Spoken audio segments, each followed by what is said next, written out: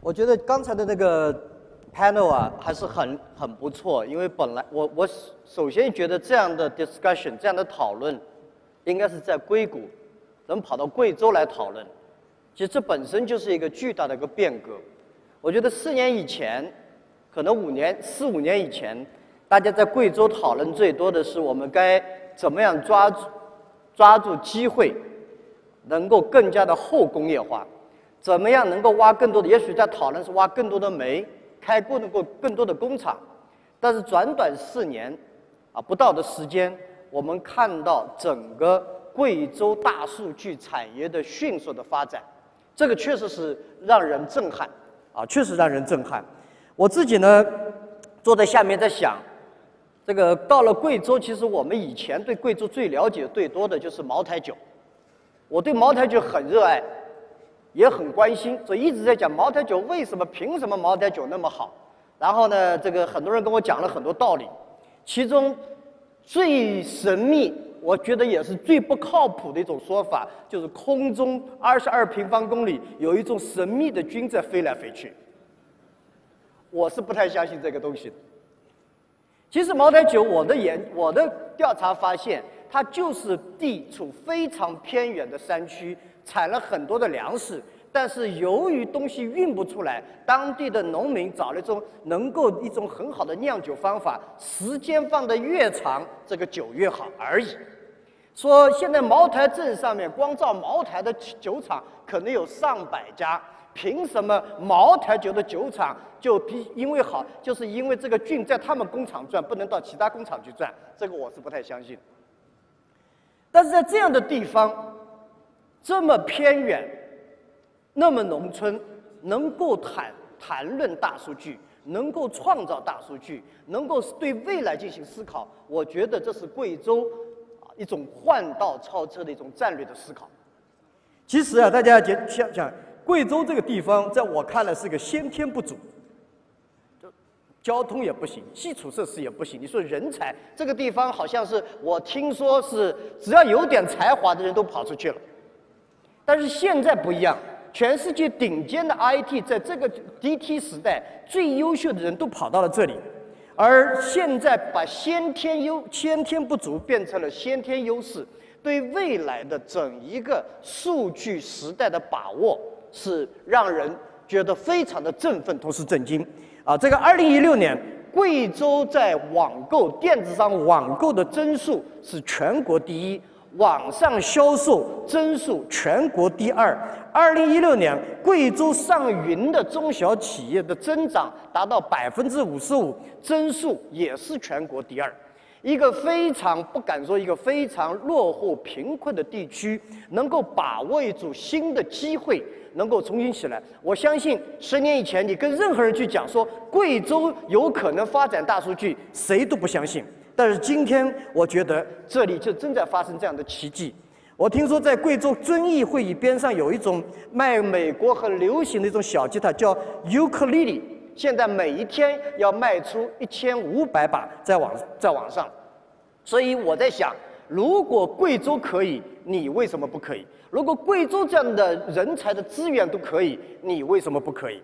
所以我想讲的今天主要讲的一个观点，我们人类在进入重新定义很多事情的时候，贵州现在做的事情，每个城市我觉得都可以做。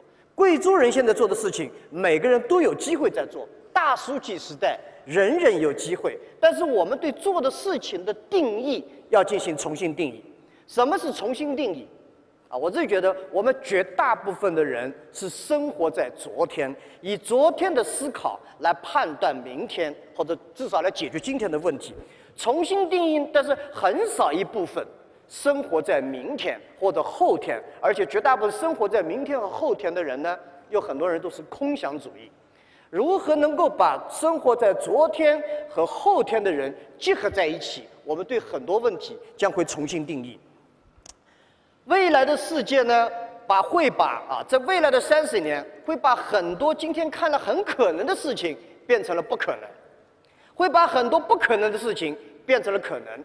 我想先讲一些比较哲学方面的问题也跟大家去思考。因为前一段时间，去年我提了一个观点，这个观点，我说，由于大数据时代的出现，我们对计划经济和市场经济将进行重新定义。我们在过去的50、60年，大家认为市场经济比计划经济好很多，所以但是我个人觉得，未来30年，市场经济和计划经济将会被重新定义。我这个观点呢，在国内得到了很多的经济学家的一致批判，他觉得我要胡说八道。这是我自己先告诉大家，我指的计划经济不是那时候苏联的计划经济，也不是中国刚开始的计划经济。那么计划经济和市场经济最大的差异，说市场经济有一只无形的手你摸不到，因为市场是这无形的手。我想问大家，如果这只无形的手你能摸到，你愿意做计划吗？在大数据时代，特别是万物互联的时代，人类获得数据的能力远远超过大家想象。人类取得对数据进行重新处理以及处理的速度的能力也远远超过大家。不管是 AI 也好 ，MI 也好，我们对世界的认识将会提升到一个新的高度。所以，我想说明的一个问题，由于大数据让市场变得更加聪明，由于大数据让计划和预判成为了可能。两个简单的例子。如果你以前的渔民出去下海捞鱼，由于对气象不把握，只能靠老船长的经验来在做，所以有没有暴风雨，纯粹凭经验，所以经验主义成为了第一步。但是那时候气象台出来，气象其实就是数据，我们能够准确的预判下午2点45分有暴风雨。所以这些出来以后，使得捕鱼的计划性就有可能出现。当然，反对气象台第一波人就是那些老船长。第二波，我要讲，我们今天在讲以前的没有 X 光、没有 CT 机的时候，我们只能是大脉、号脉、阴啊、阳啊、虚啊、实的浪。但是有 X 光一照，我们就能够发现你是胃病还是肝病。其实 X 光也好 ，CT 啊，也是一个数据。假设我们这个社会万物互联，所有的数据都会有的时候，我们对很多昨天问题的认识要进行重新定义。我其实呢，去年讲了一些话，我讲5个新，未来的30年，这5个新将会深刻影响中国乃至世界的经济、社会、政治方方面面。新零售、新制造、新技术、新能源、新金融。这5个新，大家觉得很多人批判这个5个新，其实这个5个新是重新定义这5个意思。新零售就是我们必须重新定义零售。零售我们大家都知道，以前把它当作一种销售的渠道，未来的零售呢，我把它看作是一种服务。以前的零售是卖货，未来的零售是做服务。未来的零售实际上要做的是物流，所有的物流也好，产品流也好，经营流也好，服务流必须合在一起。20世纪如果是工业制造的能力，那么21世纪那是一种服务的能力。所以对新零售，我们必须对零售进行重新定义。原来卖货，未来卖服务。新制造更是重新定义。我想跟大家讲。我已经很多地方讲了很多遍，大家并不当回事情。就在15年以前，我说电子商务会冲击零售行业，大家并没有当回事情。这2年大家都骂电子商务冲击了传统零售，其实我觉得不是电子商务冲击了传统零售，而是你的保守思想，活在昨天，希望留住昨天的思想，冲击了你今天的模式。所以，下一波巨大的冲击，在未来10年以内。制造行业、制造业会遭遇前所未有的冲击，因为制造业新制造将重新定义原来的所谓流水线、标准化、规模化、集装箱、低成本将会彻底的会被改变。所以智慧化、定制化会越来越多，特别是 Internet of Things、IoT、大数据，这个行业出来，制造业的冲击。这个大数据对制造业、传统制造业的冲击远远超过电子商务对零售行业的冲击，请各制造业要高度的重视。我说，以前的20年，我们把人变成了机器，未来的20年，我们会把机器变成人，机器会越来越聪明，机器会越来越自我学习，这对传统制造业的打击是非常大。早做准备，好消息是还有10年时间，坏消息是大家都一样。至于第3个新金融，新金融的变革已经不是你等待钱去获得钱，而是所有的金融机构最担心的是钱不能到对需要的人手上。过去的金融是8228理论，所以2%，他们只要服务20%的大客户，就能得到80%的利润。未来是82理论，必须去服务80%的中小企业、年轻人和需要钱的人，获得20%的利润。金融机构的日子会越来越难做。其实，金融本身是做个信用体系，在没有信用体系下，中国的很多金融体系的机构，我今天看来跟100多年、200年以前的当铺是没有什么差异的。以前200多年以前，你要钱，把东西当给他，拿一点钱来，然后进行去经营。今天我们基本上很多企业到银行去贷款，是要把东西抵押，把资产抵押。我觉得这200年来跟当铺有什么区别？没区别，只是把名字改为银行而已，或者规模做了大了一点而已。但是未来的新金融必须是建立信用体系，必须建立各种各样的数据，以数据为基础的信用体系。所以这方面也希望有大家高度的重视。第3个是新技术，我们昨天认为强大的技术，很有可能今天并不重要。在座很多人觉得很郁闷，我们很多人都还没搞清楚 IT 是什么。现在我们进入了 DT 时代，我也告诉大家，昨天 IT 企业越强的企业，今天越痛苦。你去想一下，过去的8大所谓 IT 公司，哪一家公司今天不再折腾，不在痛苦之中？因为这是一个新的时代的到来。我们必须去思考，不是弯道超车，而是换道超车。必须在另外一个道上竞争。弯道超车的赢的概率几乎很低，只有在另外道上才有机会赢。原来是在 PC 为主，今天要在移动为主啊！原来是电脑，你一天可能在上班的时候打开，回家最多是看看 DVD 或者做点功课。今天手机已经成为人身体中的一部分。我开玩笑说，晚上醒过来摸的不是老婆，是手机，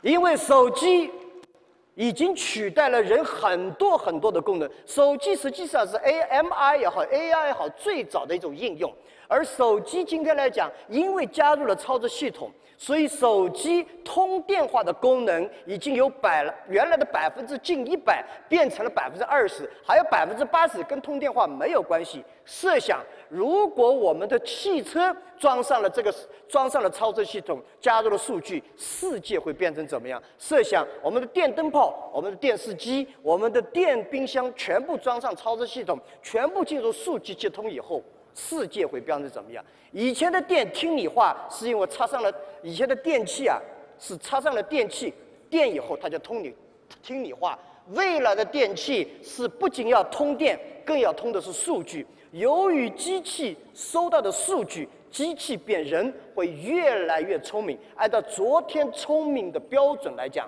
机器一定比你聪明。所以我们对“聪明”二字也要进行重新定义。然后就是能源。第一次工业革命的能源是煤，所诞生的商业模式是工厂。第2次工业革命诞生的能源，主要能源是石油，诞生的企业行为是公司。这一次一切进入创新，那么数据将成为主要的能源。如果离开了数据，任何组织的创新都是一组瞎话，都基本上是空头啊。所以我刚才像讲的也一样，如果没有数据，如果不对未来进行准备，我觉得灾难会是非常之大。一开始我是在想，像贵州这样的地区，我们就想到一个人是要理想的。一个国家、一个地区、一个城市必须要有理想，一有理想以后，坚持才有可能。所以对未来的把控，我觉得大家要去思考这些问题。再一个，我想我们要思考未来的30年是最佳的超车的时代，是重新定义变革的时代。我觉得我们在对未来30年的看法过程中，我们要避免几个误区。第一个误区是美国人这么干的，所以我们也必须这么干。我们最早是苏联这么干的，我们中国必须这么干。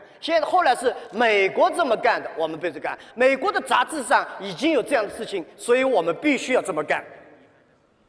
我们永远在重复着一种叫做永远在追赶、从未超越过的状态。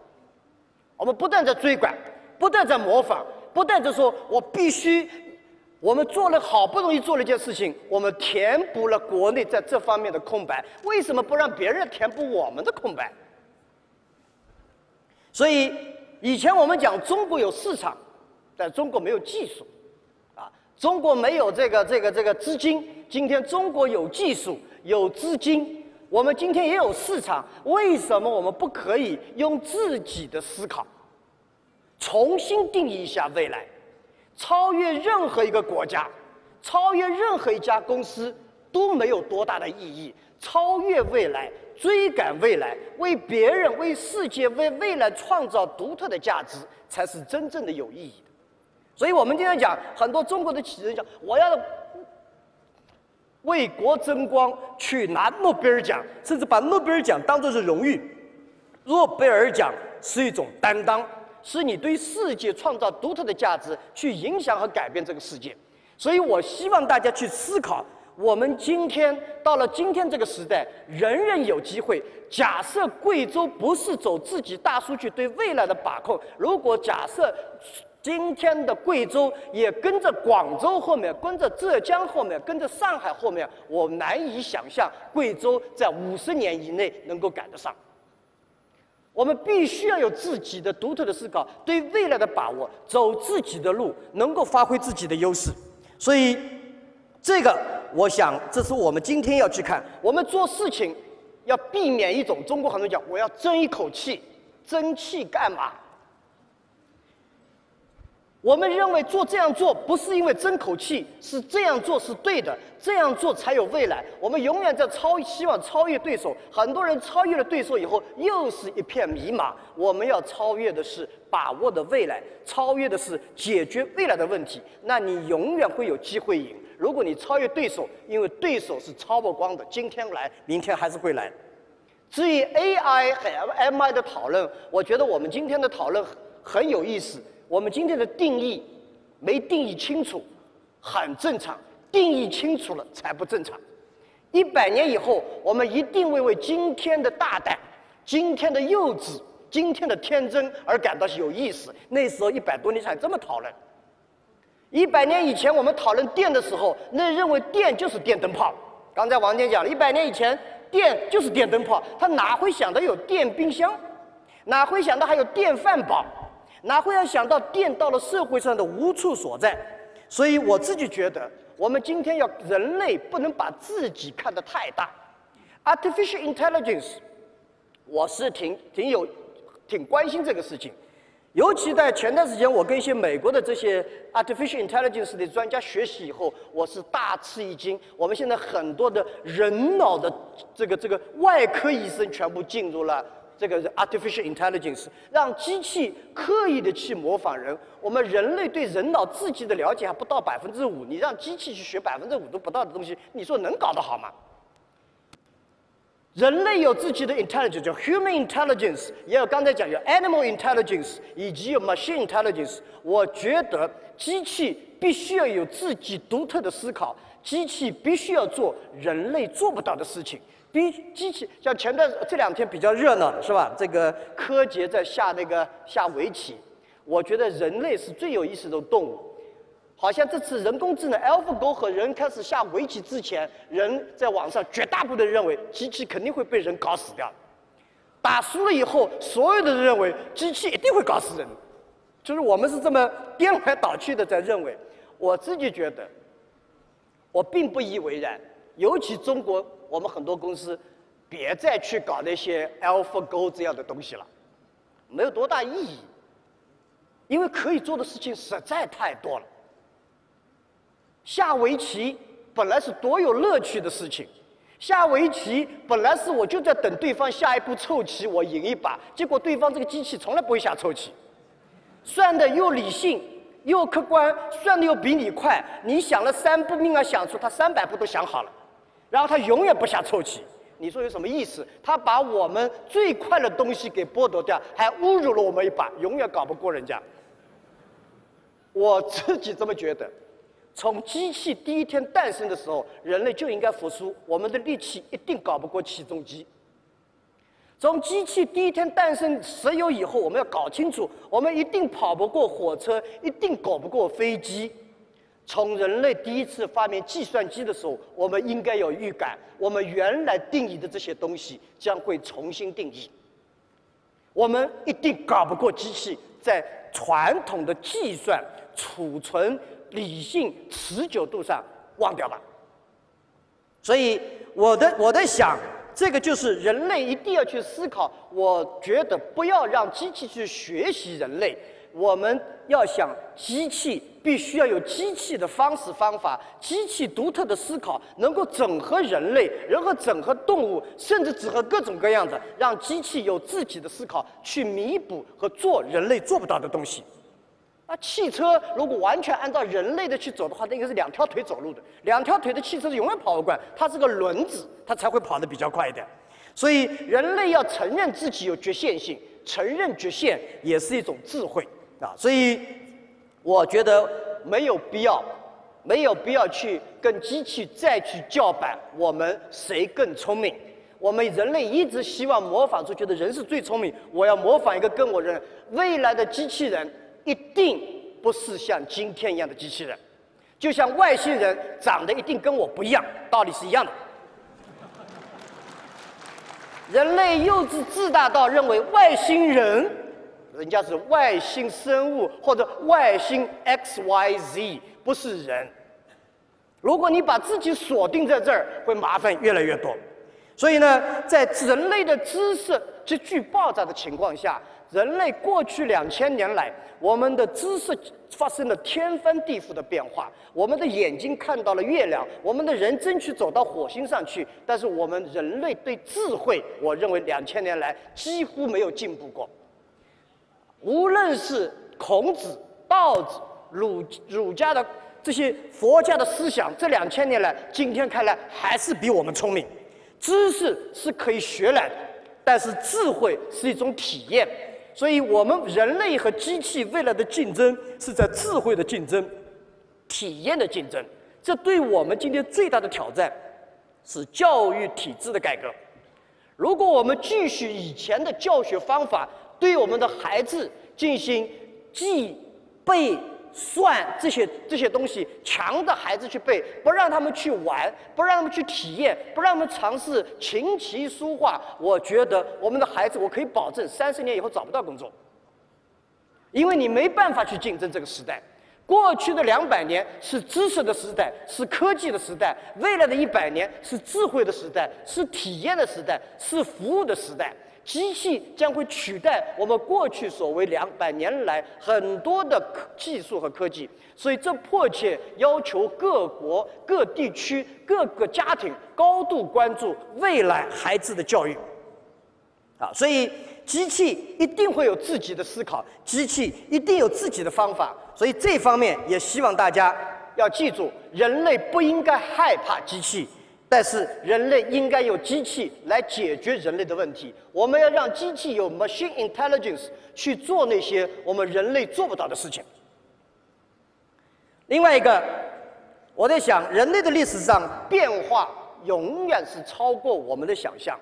我是22年以前做互联网，1994年的年底，我从美国西雅图看见了互联网以后，我觉得这玩意儿不错，可能将来会搞大，但没想到会搞得那么大，这是超越了我们的想象。这是阿里巴巴一样，1999年做阿里巴巴的时候，我们永远没想过阿里巴巴今天会变成这么一个东西。所以我想，今天我们对未来的畅想，应该更加开放，因为更加务实的去思考，更加开放的心态。刚有电的时候，我们在讲刚有电的时候，唯一的就是电灯泡。今天电已经变这个样，所以呢，我想，如果你把下围棋就当作是未来的 artificial intelligence， 我觉得这可能真是错了。下围棋可能还远远不如当年的电灯泡。电灯泡当时的影响力比今天的围棋不知要大多少。所以我自己这么觉得，人类任何一次技术革命都是50年，前20年是技术革命，未来30年是技术的应用。技术的应用，也是过去的20年，我们称之为互联网技术的20年；未来的30年，称之为互联网时代的30年。任何一次技术的应用都会带来巨大的社会进步，但是任何一次技术的应用都会带来社会巨大的冲击。所以过去要记住，包括商人也一样，我们以前商人叫 entrepreneur， 未来的商人叫 netrepreneur， 全部是在互联网上。80%的企业都会在互联网上经营，80%的产品都在互联网上进行卖。所以未来的30年既是一个好时代，也是一个坏时代。好时代是我们永远人类啊，总希望生活在一个平稳的时代，但另一方面，我们希望一个变革的时代。今天人类在进入一个变革的时代，不是危言耸听。技术革命给人类带来好处，大家都已经想象了很多，但技术革命对人类社会带来的冲击，我不知道在座有多少人去思考过。第一次技术革命带来的冲击是第1次世界大战，第2次技术革命带来的冲击是第2次世界大战，这是第3次技术革命。如果人类不能找到一个共同团结起来对付的对象，人类就会自己折腾自己。但是共同的对象，贫困、疾病、大环境保护，这是人类要共同消灭的第3次世界大战。其实我觉得中国的全面的脱贫、小康社会，就是必须用大数据、互联网技术，能够让贫穷消灭。我觉得这世界是很难消灭穷人的，我们是可以消灭贫困的。当然，未来的就业的挑战也会超越大家的想象，社会价值观的讨向，人与人之间的烦躁，每一次技术革命对未来的应用的30年都是社会动荡的30年，如果把握的不当，将会造成巨大的伤害。那么讲到就业，就业在未来20年到30年冲击之大，超过大家的想象。昨天我们认为的最好的白领工作将会没有，昨天我们机器设备投入的大量的这些流水线的作业将会被个性化所取代。所以呢，绝大部分的人会生活在恐慌和痛苦，对未来没有把握之中。但是要记住，每一次技术革命都创造了更多的就业机会。这个工业革命蒸汽机起来的时候，所有的农民最讨厌的就是蒸汽机，但是蒸汽机最后带来了巨大的就业。第2次工业革命，汽车、火车这些出来以后，多少马车夫恨之入骨，结果带来了铁路工人，带来了200万。原来的码头工人，在河码头挑担的工人最讨厌就火车进来，但是火车进来，光在中国就创造了200万的这个铁路上的就业。所以呢，我自己觉得越来越多的就业会诞生起来，但是可怕的是，未来30年失去就业的速度和增长新就业的速度来比的话，失去的速度会越快，增加的速度要到30年以后才会形成。而且这个30年以后，也必须对今天的教育体系、教育课程、教育设置进行重新的定义和思考。所以，今天的所谓的一技之长，可能明天变成无计可施。今天大家觉得数据分析师特别抢手，我告诉你，10年以后根本没数据分析师这个职业，全是机器搞的。所以呢，这一点希望大家要想清楚。最重要的一点，人家讲那这样下去，我们工作怎么办？20-30年内，你肯定能看到，人一天工作不会超过4个小时。一个礼拜最多工作3天到4天。他说不可能，你爷爷的爷爷一天工作16个小时，在地里面觉得很忙。你现在一天工作8个小时，一个礼拜还有2天休息，你也觉得很忙。我告诉你，你一天工作4个小时的时候，你发现比8个小时还忙。世界，所以以后的世界是个移动的世界，一个很大的变化，那就是说，原来我们这些人工一辈子最多只能去30个地方。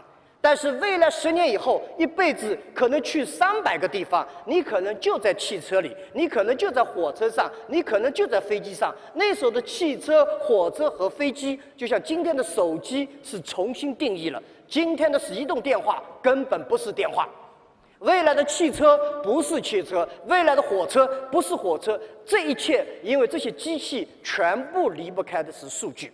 有了数据以后，这个人类的社会就真的发生了巨大的变化。所以我希望大家所有的人记住，在展望未来好时代的时候，要做好不好的准备，并且谁能够解决这些不好的问题，谁就能够成为巨大成功的企业或者个人。什么是机会？机会一种是看到别人没看到的好机会，第二种是看到别人没看到的灾难，并且你把灾难能够消灭掉，机会就在这儿。机会一定是在别人的抱怨之中，一定是在别人的恐慌之中，如何能够把它解决掉？所以，未来30年，这是个好时代，这是个动荡的时代，但是这是一个令人兴奋的时代。未来这个时代是每个人都可以像贵州一样，我们可以跨越。正能量、正动态的说是我改变自己，我不能改变自己，我改变我的孩子。只有这样，你才能够，因为 nobody 没有人可以阻碍大数据时代，没有人可以阻碍互联网，就像没有人在100年以前可以拔掉电一样，今天已经不可能。就像有人在讲要反全球化，没有人会反全球化。你挡不住反全球化，年轻人就必须是全球化的，因为世界是移动的。